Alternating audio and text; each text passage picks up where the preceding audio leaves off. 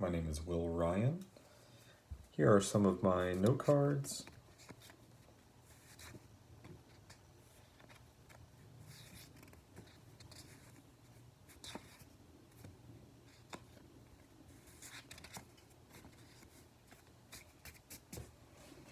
All right. We practically wiped this nation clean of Marxists.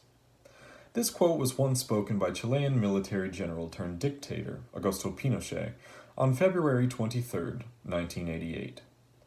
It is a statement that would have delighted the country that once helped to install Pinochet as the president of Chile. But how the goal was achieved was far from acceptable by the rest of the world. The country of which I refer is the United States. Post-World War II had led to a challenging global environment in which the U.S. had established itself as the diametrically opposed foe of the Soviet Union. The United States was constantly searching for new ways to stop the spread of communism around the globe. And after fighting and losing two wars fighting against communism in Korea and Vietnam, the country was determined to stop the spread of the ideology before it could reach the Americas. It was in the Chilean election of 1970 that the U.S. would actually take action against what they thought could become another communist government, and they attempted to gain control through supporting a military coup in order to protect their own economic interests and support what is known as the Truman Doctrine. It is important to understand these pieces of history, such that we can understand how even our own nation attempts to meddle with others' democracies, and how other nations can do just the same to us. But first, I think we should discuss the Truman Doctrine. The United States State Department's history website writes that the Truman Doctrine, adopted in 1947 and named after President Harry S. Truman, established that the U.S. would provide aid to democratic nations under the threat from authoritarian forces. The Truman Doctrine was meant to be a foreign policy standard that proclaimed to the world that Americans would not sit idly by while another Hitler came to power and threatened democratic countries. However, its open-ended nature allowed for future presidents to utilize this idea to justify advancing American interests around the globe, instead of protecting the countries in which they were meddling with.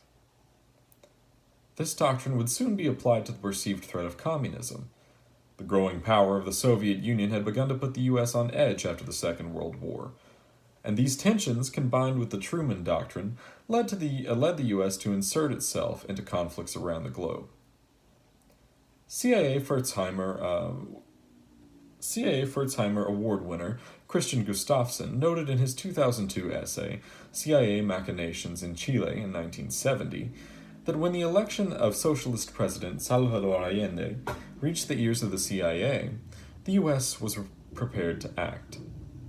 Allende's socialist policies promoted dissent from within the country, especially amongst conservative military leaders like Augusto Pinochet.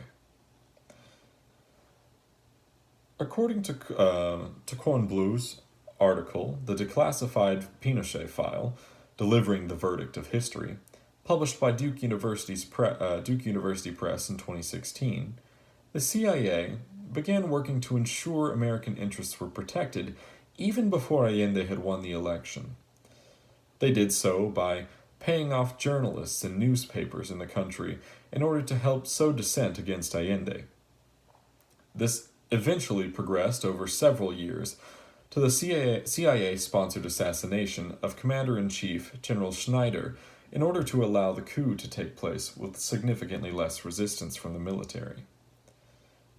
Through the Truman Doctrine, the U.S. had found a quick and easy justification to insert themselves into any geopolitical conflict.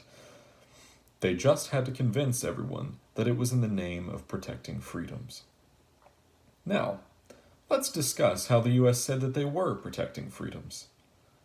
The United States decided that the freedom that they would be protecting in Chile was that of the free market economy. President Allende's economic policies were socialist in concept, proposing that the government create stronger regulations in order to retain more revenue rather than letting it pass on into the hands of foreign interests.